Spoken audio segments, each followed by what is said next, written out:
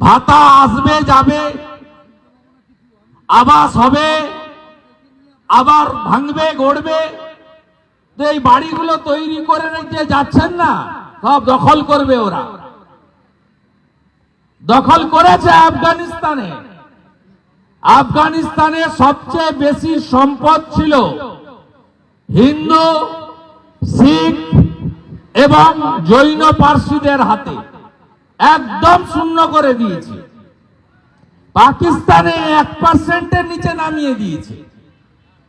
লাহোর, ইসলামাবাদ থেকে শুরু করে সব বড় শহর, শিক্ষা, বিজনেস, সম্পদ, অর্থ সব ছিল হিন্দু, শিখ, পার্সিদের হাতে। ঠিক একইভাবে বাংলাদেশ শূন্য করার কাজ চলছে।